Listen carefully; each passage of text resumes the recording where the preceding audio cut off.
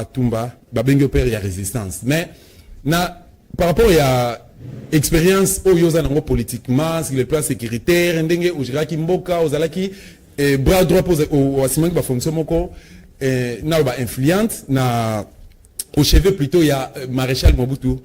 C'est ce que Kungwendo wa Zabanga.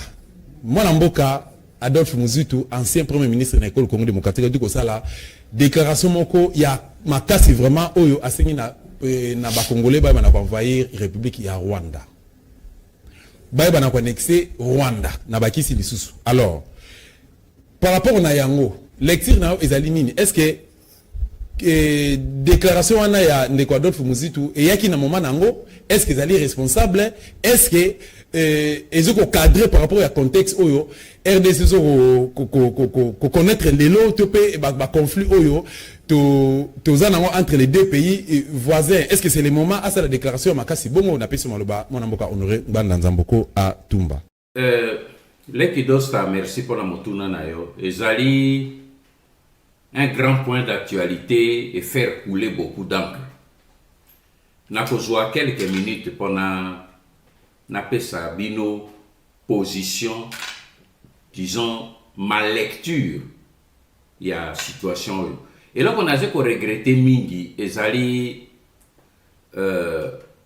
l'approche réaction assez épidermique y a bas congolais. Quand un homme politique a sali exposé et ça là qui conférence de presse mon comme on est. Moi nalandi yango 3 fois. Je vous dis 3 fois. J'ai visionné cette vidéo, il y a conférence de presse à Muzito 3 fois. Il faut d'abord que tu aies le contexte et la déclaration. Je mets d'abord contexte et la vision politique Oyo Yemoko Muzito a présenté. Alors c'est après que vous comprendre et l'oko ya lobby à la fin. Pour tokoki ko apprécier en bien. Muzito a yeka kasali conférence à lobby na bengi ba congolais to kende guerre te non. Dans cette conférence a présenté d'abord vision politique et à la Mouka dont il est aujourd'hui le coordonnateur. Ngai na retenir à lobby la Mouka a 4 axes, c'est-à-dire 4 grands objectifs. Puis dans l'objectif on a lobby, il y a liboso ezali défense, il y a constitution.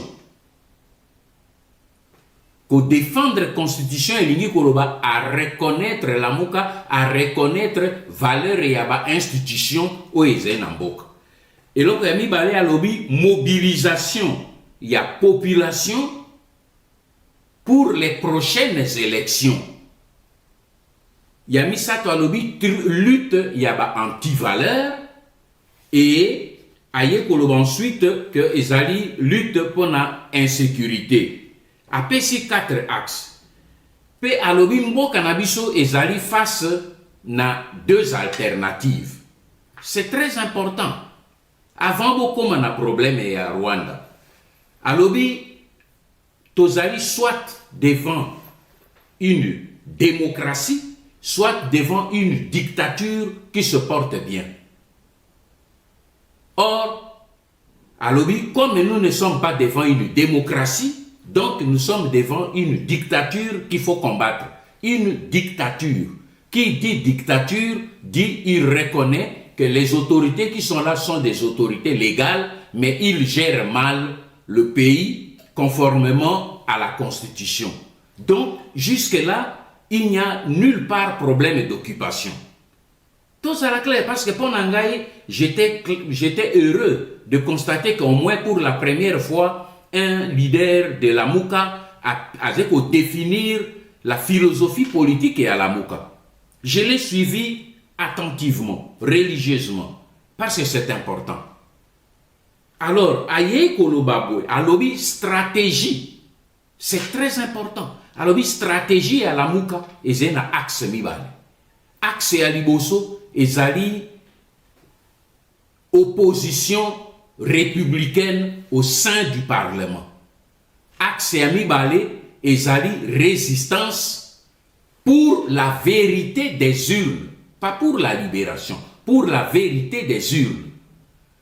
Un journaliste a posé une question, a dit, mais aux hommes, on notait que c'est contradictoire, au lobby et pas une mené ni opposition républicaine et pas une ça la résistance, à lobby non. Ils allaient pour naïe complémentaire. Nazali Kolobango, pourquoi? Parce que Ezali très important.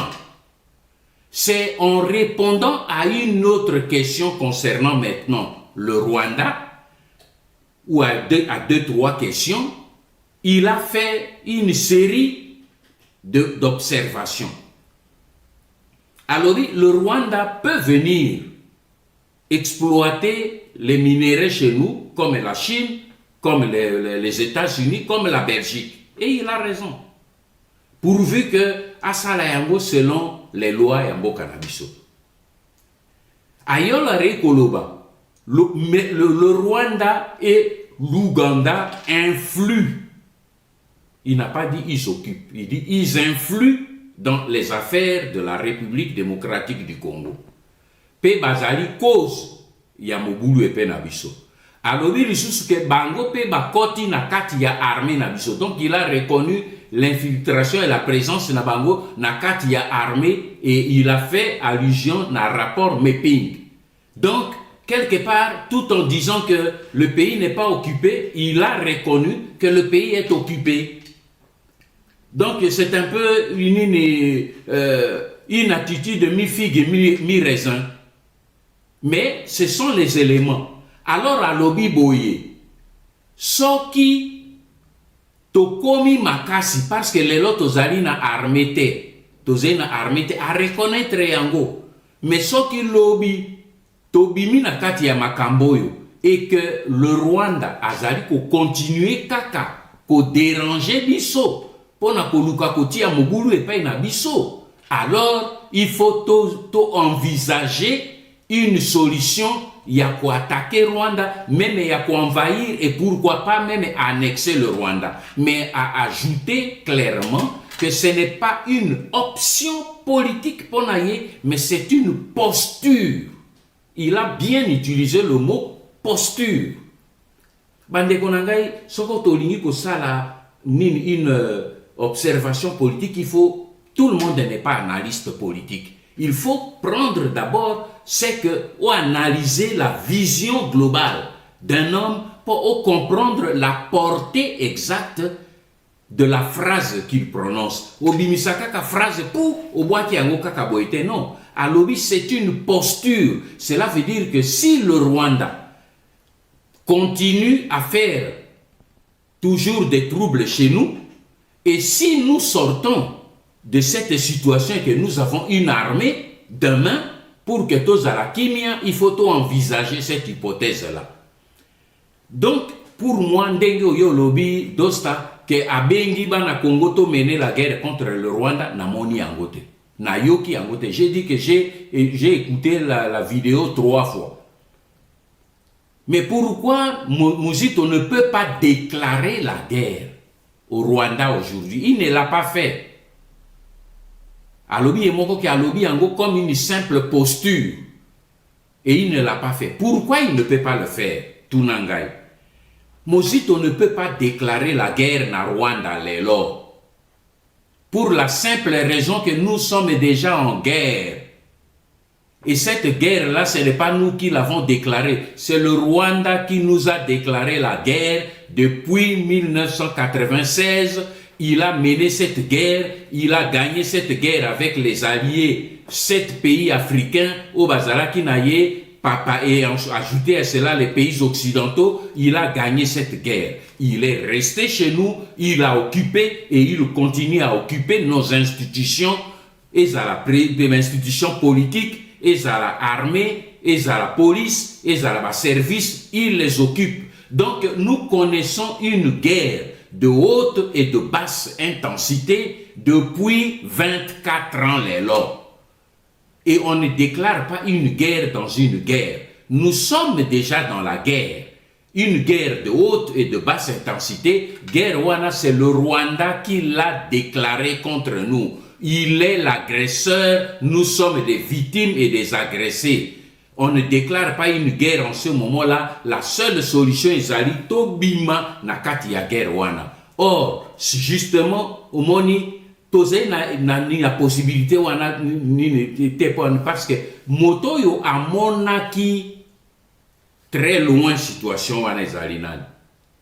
Na classe politique na biso na moni moto amonaki yango bien, ezaki moto ya memela ki biso guerre oyo, Laurent Désiré Kabila.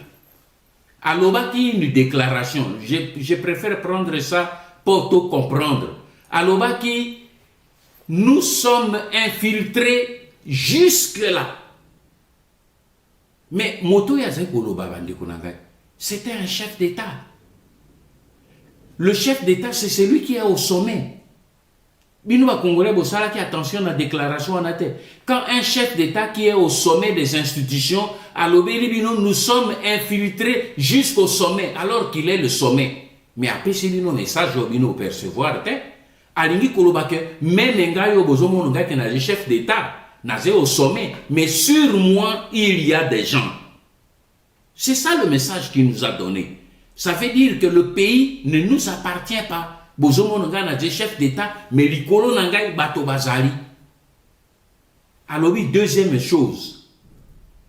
Alors, cette guerre sera longue. Ah, les autres sali 24 ans. Yakoufi. Cette guerre continue. Il avait vu juste, mais a ajouté et quoi? Et populaire. Après ça qui déjà solution finale. Que solution ya guerre wana et cause à la armée et cause à la peuple.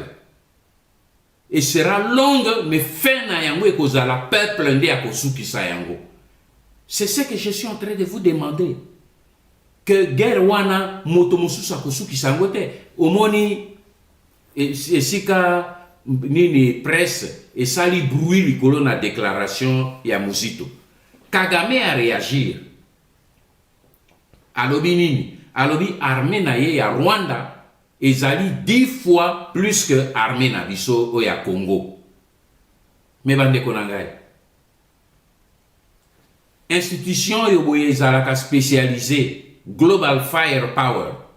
Yango ezali spécialisé pour évaluer ba armée ya mokili mobimba. Et utaki ko bimisa pour amener 2019 classement ya ba armée nyonso ya monde. Armée ya Congo ezali 9e armée ya Afrique après le Soudan. Biso tozali 9e armée. Rwanda azali même parmi les 30 premières armées ya Afrique était. Biso tozali 9e armée ya Afrique, 72e armée du monde. Mais ndenge nini tata wana na nini ya Rwanda aza officier bien formé dans l'académie militaire américaine et à Arkansas, ayebi bien de quoi il parlait. Ayebi que l'armée naye au Rwanda ezali même classé parmi les 30 premières mais au Yabiso ya Zaïre, ya RDC ezali 9e. Pour le nombre, équipement, puissance, tozali 9e. Mais ndenge nini alobi yango Azeko pe sabino message à lui que ata bozali 9e armée de l'Afrique. Ata ngai nazali 40e armée ou 50e armée Afrique. Mais nazali 10 fois plus pour armée o yabino wana ngai Paul Kagame nde moto nazo commander yango. Pe soki bo meki ko déclarer ngai guerre na ko boma bino kaka na armée o boze nango wana. Tala tino yo bandeko na ngai bo limbisa ngai na 8 ans moi moke pona nango parce que c'est important. Tino nazol banabino toti kaba débat ya pamba pamba. Toti kako tourner autour du pot inutilement. Parce que dans le discours il y a de Konangai Muzito, je n'ai pas vu clair. Il a affirmé une chose et son contraire à la fois. Mais en ce qui concerne le Rwanda, problème ezali bisonde. Point numéro 1, peuple à Téléma. Ba soda na biso, ba officier na biso, ba généraux na biso, o bazé na kati ya armée ba Téléma. Ba rejoindre peuple. To fukusabato yo ba bimalibanda. Tozali 100 millions, bango bazali 12 millions. 2,5 millions de kilomètres carrés. Bango basé 30 000, moins de 30 000 kilomètres carrés. 27 000. Basé bato ba okoka biso te. Mais soki biso to bimisi bango. Bande konanga. Et là, c'est ce que dit Mouzito. C'est ce qu'avait dit aussi Monseigneur Ekofo. C'est la même chose. Soki to bengani bango par le soulèvement national, citoyen, un mouvement citoyen, révolutionnaire, biso banso, soda, ba sango, ba nyango, ba pasteur, ba catcheur, ba étudiant, biso nyonso to telemi, to fukusi ba rwandais, to bengani ba zonga na mboka na bango. Wana c'est notre droit et personne ne peut nous l'empêcher. Une fois to bengani bango, to monter armée moko ya nginda. Pas pour aller attaquer 9 voisins nabiso, mais pour que ba voisins nabiso ba yeba soki motuloko la Kagame alobi ameka lisusu eleko biso tosi tomi sikoli to sali armée nabiso ameka lisusu ngai honoré ngwana pona ngai zei toko kende ko détruire armée na ye na Rwanda. Pourquoi annexer Rwanda te zemo nini moke azena richesse te to kende komi bendela ba nini ba problème internationaux ya yo annexer mboka to kende nango tozali na richesse bebo le pays le plus riche du monde. Et là koni to kende mabele ya Rwanda zende lo komo kote. To kende luko komi lukela kama kele ya nini. Toko sala bete sokwa meki toko beta ye jusque na Rwanda. To détruire armée na ye. Ba citoyen te. Le peuple rwandais biso zena problème nete toko détruire armée na ye pour que etika la sango pe ba voisin mosusu nyonso ya Afrique ba yebate a soki otimo sapi na Congo akoya tina capitale na yo tala eloko to sala lobby yango wana que ba voisin toko comme on dit en latin si vis pacem parabellum, si tu veux la paix prépare la guerre. Tozeli ba bellichiste te, tozali ba agresseur te, to komi bongisepe na biso po tozala fort, parce que dans les relations internationales, bande konangai, on ne craint que le plus fort. Tala position oyo ngai na koki kopesa na oyo Mouzito alobi wana na kokoto na ba débattre oyo alobi boye oyo asali boye. Moi j'ai essayé d'analyser ce qu'il a dit. Et j'essaye de prendre simplement pour dire que ce qu'il a dit, à lobby yango yemoko comme une posture, mais o ezali essentiel pour nangaina bino pe na kosenge na ye ezali que to kende nano na o ezali concret zenini to sangisa peuple congolais to bengana ba payo bazena kati to aider ba bazena est kuna to sukuma bango babima to renforcer armée na biso pe o ya komeka. Quelques jours, la télévision rwandaise a organisé un débat autour du thème la balkanisation de la RDC, mythe ou réalité. Ce débat, qui n'a connu que la participation des journalistes et autorités politique rwandaise dont le ministre des Affaires étrangères a donné comme réponse que la balkanisation de la RDC était un mythe des Congolais. Les orateurs de ce jour ont brillé par des propos arrogants, on ne peut plus méprisants, truffés d'une attitude de condescendance et d'orgueil à l'égard du peuple congolais. Je ne débattrai pas sur ça. Mais je renvoie tous ces prétentieux à l'avertissement biblique dans le livre de Proverbes au chapitre 16, verset 18, qui dit « L'arrogance précède la ruine et l'orgueil précède la chute ». Je vous laisse méditer là-dessus. Mais vous avez dit dans vos débats que la balkanisation de la RDC, c'est un mythe des Congolais. Et que ce mythe était entretenu par des gens, des nostalgiques, dont particulièrement un certain Honoré Mbanda. Je voudrais plutôt vous dire une chose. Ma réponse à votre problématique est la suivante. La balkanisation de la République démocratique du Congo n'est pas un mythe des Congolais. Loin s'en faut. C'est une obsession de vous, les Rwandais. La balkanisation du Zaïre, du Congo, est une obsession des Rwandais. Ce n'est pas un mythe des Congolais. Et au lieu de plastronner seulement dans une attitude d'orgueil et de supériorité, de mépris, j'aurais aimé que votre débat se concentrât sur les faits concrets. Moi, je vous invite aujourd'hui à concentrer les discussions et les débats sur les faits concrets, sur les documents, à faire un débat de responsables, parce que j'ai vu des ministres dans ces débats, donc faisons le débat des responsables. Il s'agit de la survie d'un État, de l'État du Congo.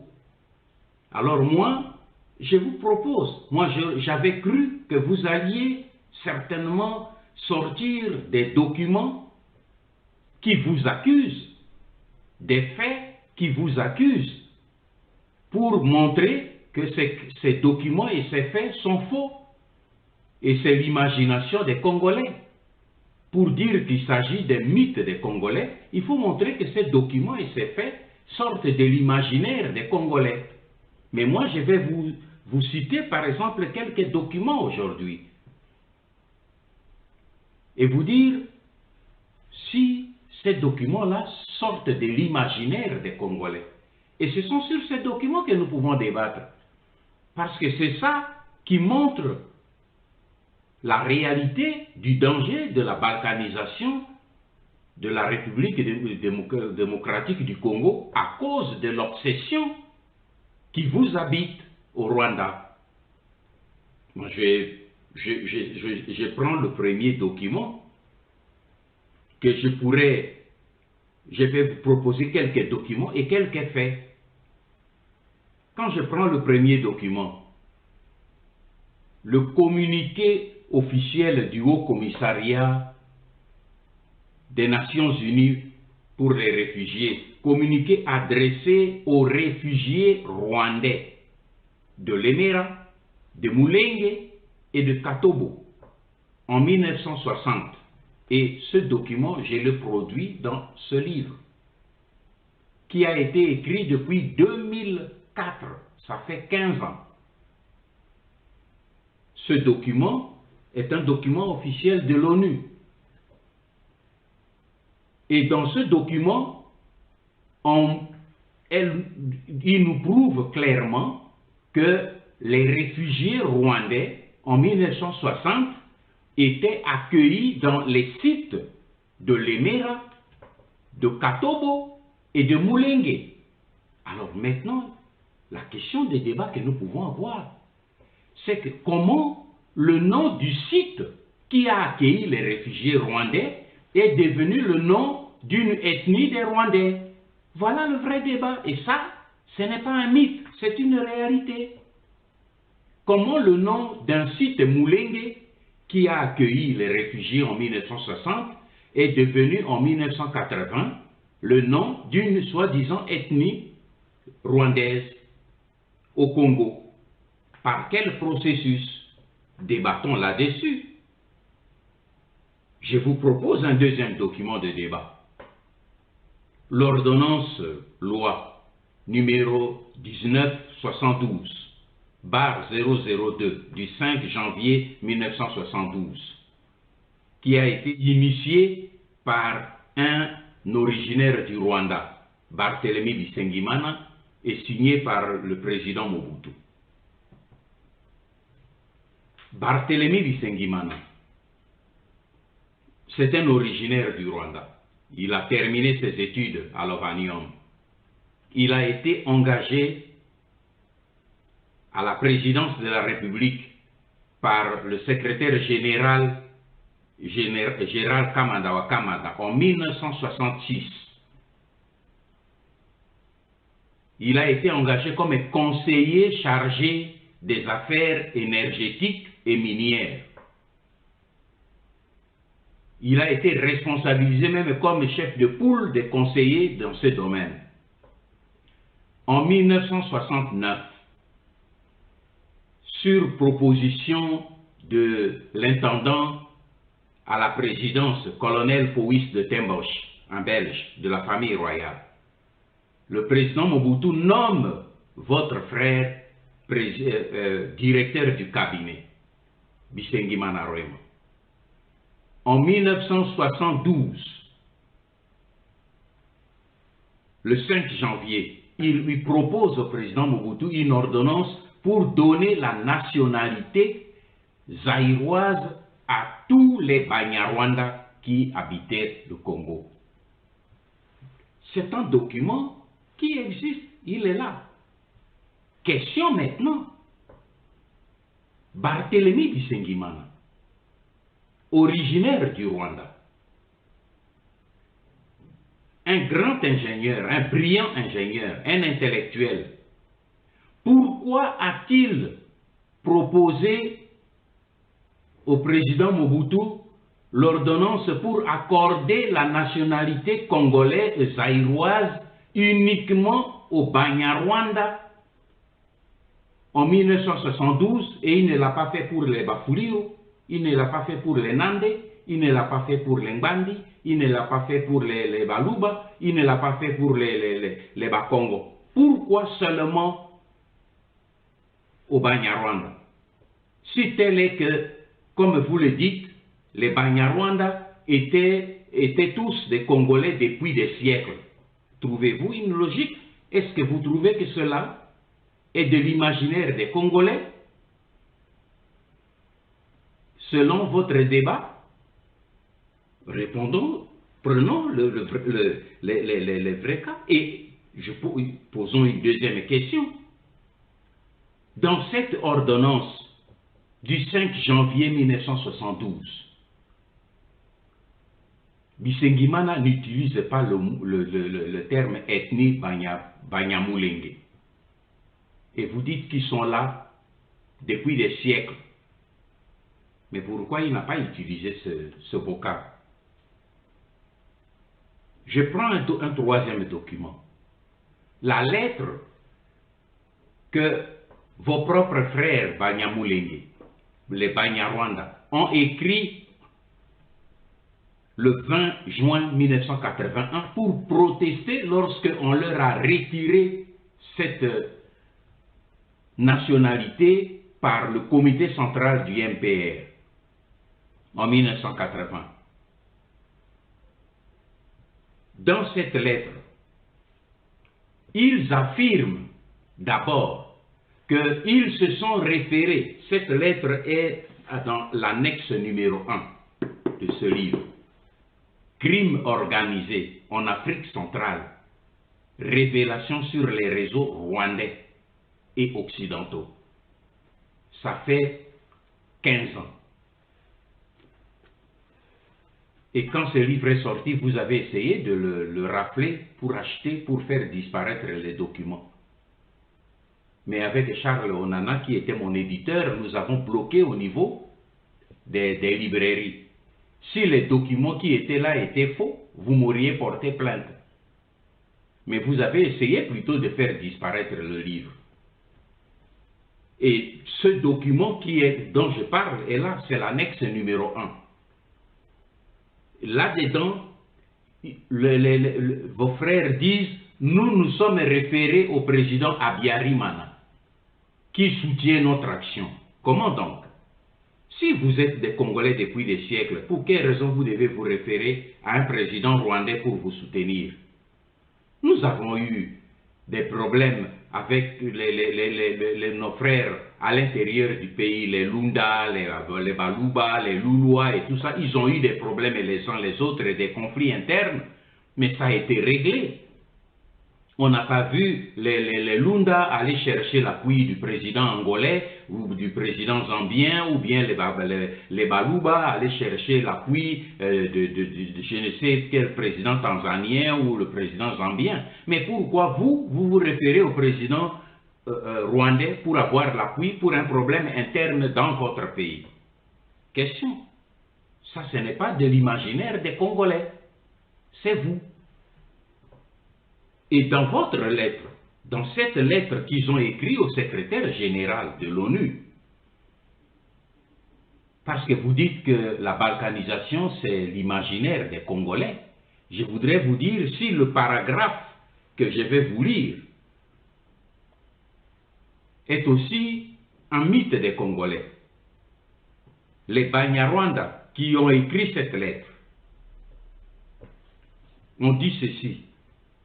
Ils ont dit au secrétaire général de l'ONU, c'est la raison pour laquelle nous vous demandons d'intervenir auprès du gouvernement zaïrois pour qu'en accord avec les populations des zones, l'autodétermination soit organisée dans les zones de Goma, Rutshuru, Walikale, Masisi, Kale et Ijwi, qui, après le référendum sous l'égide des Nations Unies et de l'Organisation de l'Unité africaine, constituera un État à part qui aura à solliciter sa reconnaissance internationale.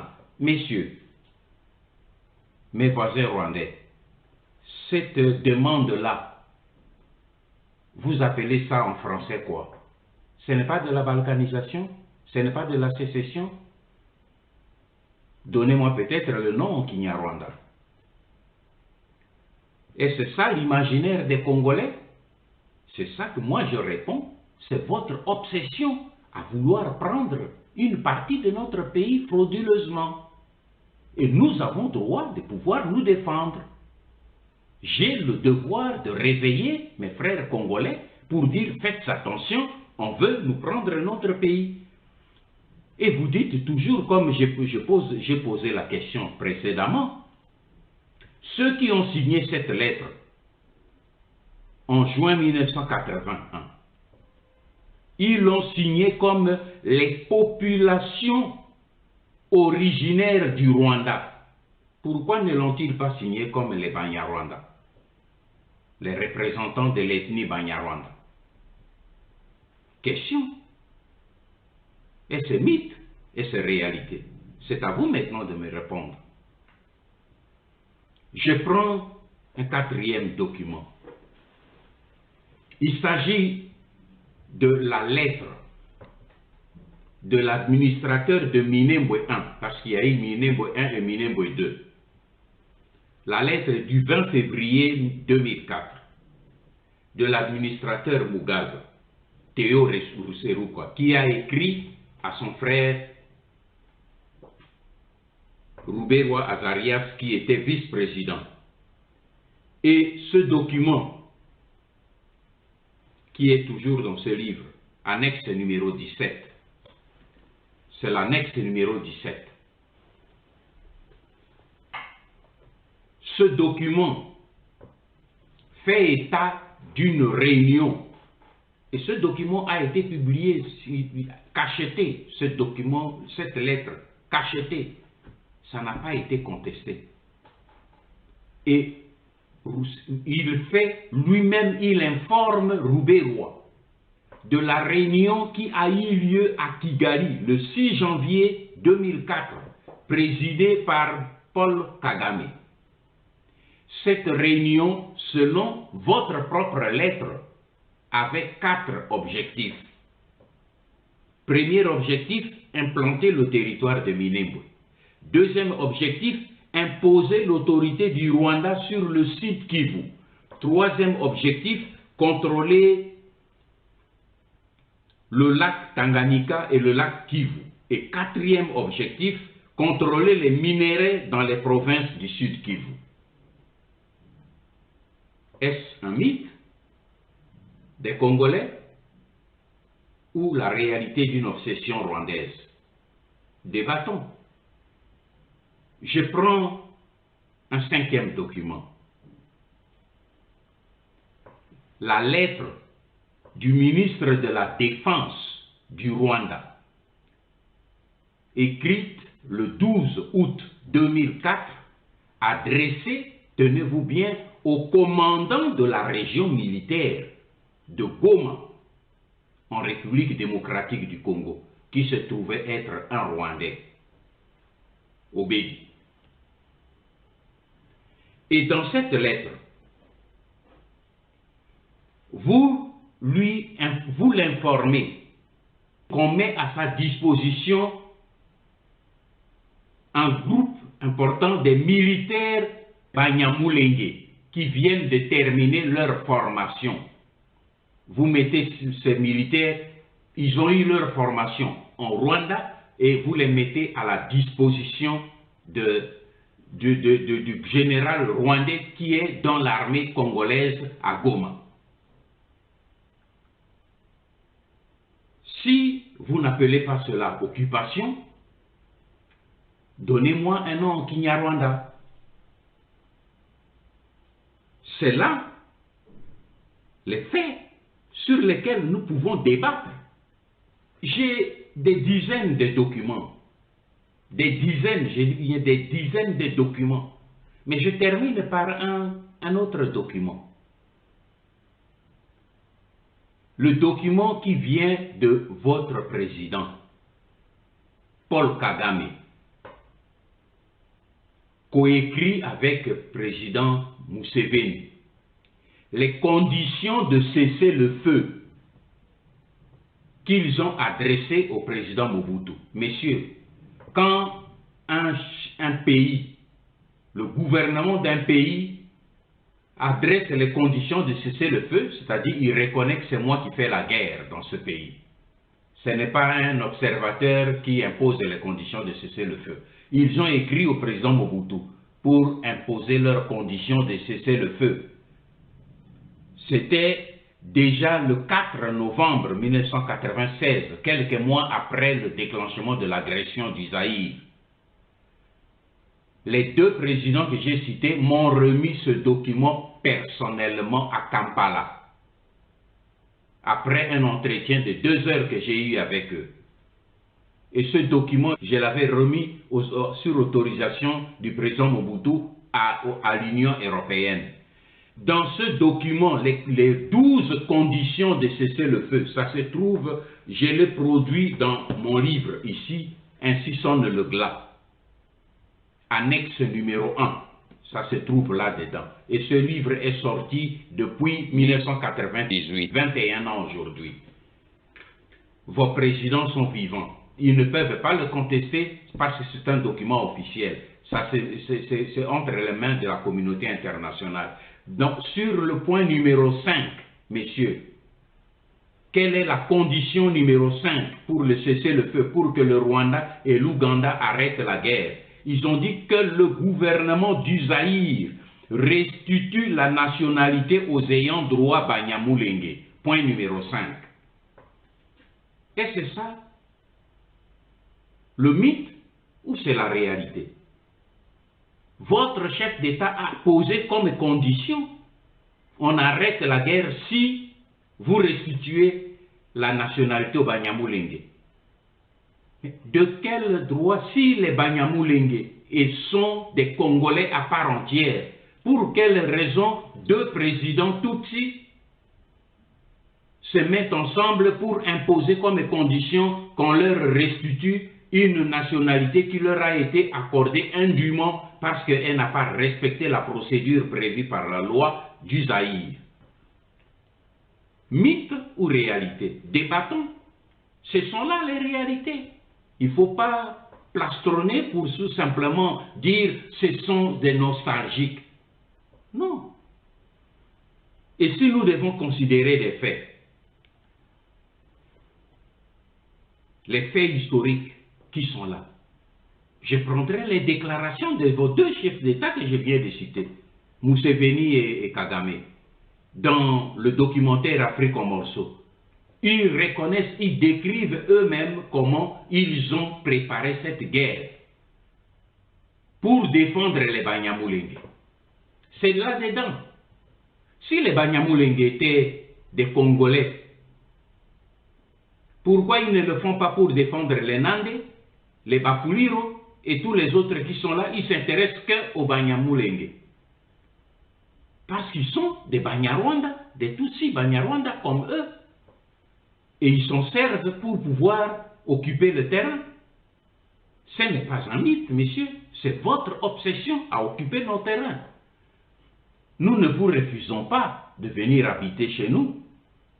Mais nous voulons que cela se fasse selon les normes internationales qui respectent la souveraineté de chaque pays. Nous prenons des faits. James Kabarebe, dans le même documentaire Afrique en morceaux, il a reconnu avoir ordonné le bombardement des camps de Sake et de Mugunga. Ce n'est pas une agression? Si ce n'est pas une agression, donnez-moi un autre mot en Kinyarwanda. Et lui-même, James Kabarebe, il s'est retrouvé comme Congolais à la tête de l'armée congolaise. Vous pouvez m'expliquer cela? C'est un mythe des Congolais ou une réalité? Il est redevenu rwandais par quel processus? Il était devenu Congolais par quel processus? Il est redevenu rwandais par quel processus? Parce que le Congo, ce n'est quand même pas une pétaudière. Kundabatware, le général Kundabatware se trouve où? Au Rwanda. Est-il là-bas au Rwanda comme Rwandais ou comme Congolais? S'il est là-bas comme Congolais, renvoyez-le nous. Mais s'il est là comme Rwandais, par quel droit il était devenu Congolais pour mener une soi-disant rébellion? Bosco Ntaganda, à la CPI, il a été jugé en Kinyarwanda comme Rwandais. Par quelle magie était-il devenu général congolais? Ce n'est pas un mythe, messieurs, ce sont des réalités. Et si nous devons regarder les nombreux assassinats des évêques, comme Muziri Hirwa et tous les autres, les abbés et les religieuses, que vos armées ont assassinés chez nous, ce n'est pas un mythe, c'est une réalité. Et si nous devons voir sur le plan économique, aujourd'hui le Rwanda figure parmi les grands exportateurs du coltan. Bravo! Vous pouvez nous citer le gisement du coltan sur le territoire rwandais et nous en donner la quantité? Vous avez fabriqué l'usine de traitement de coltan. Avec quelle matière première, messieurs? L'usine de fabrication de l'or. Avec quelle matière première, messieurs? Voilà les faits sur lesquels on peut débattre. Si vous voulez savoir si la balkanisation du Zaïre, l'occupation de la RDC est un mythe ou une réalité, je vous donne des pistes, des débats d'hommes sérieux, des responsables. Si des responsables veulent débattre, ils doivent débattre sur des dossiers, sur des documents valables, pas sur les élucubrations. Et pour clôturer le tout, vous exaltez comme référence les propos stupides tenus par Félix Tshisekedi pour dire leur propre président a même reconnu que les Banyarwanda, les Banyamulenge sont des Congolais. Messieurs, j'aimerais simplement vous dire une chose.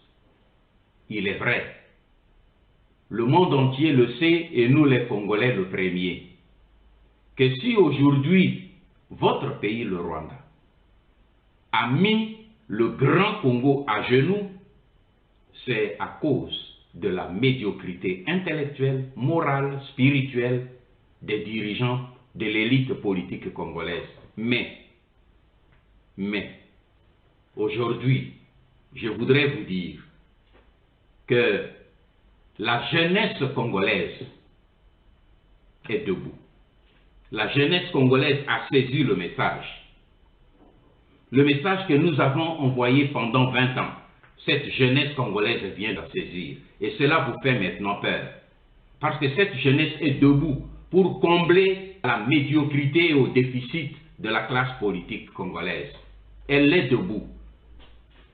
Si vous me stigmatisez, mais c'est parce que vous savez que le message que vous avez négligé, que vous avez méprisé pendant des années, vous aviez cru que les jeunes Congolais ne l'accepteraient pas. Mais maintenant, la jeunesse congolaise de l'extérieur et de l'intérieur a reçu ce message et il est debout. Et cette jeunesse-là est prête à défendre sa souveraineté, à rétablir sa dignité. Vous avez dit, on aurait un mandat nostalgique? Je vous réponds oui. Je suis nostalgique. Nostalgique du grand Zaïre, uni et fort au cœur de l'Afrique. Je suis nostalgique de ce peuple, hier fier, grand, au cœur de l'Afrique et dans les Grands Lacs. Oui, je suis nostalgique de ce grand Zaïre qui rassemblait les pays des Grands Lacs et les pays de l'Afrique centrale, dans l'unité des frères africains pour un grand développement. Oui, je suis nostalgique, mais aujourd'hui,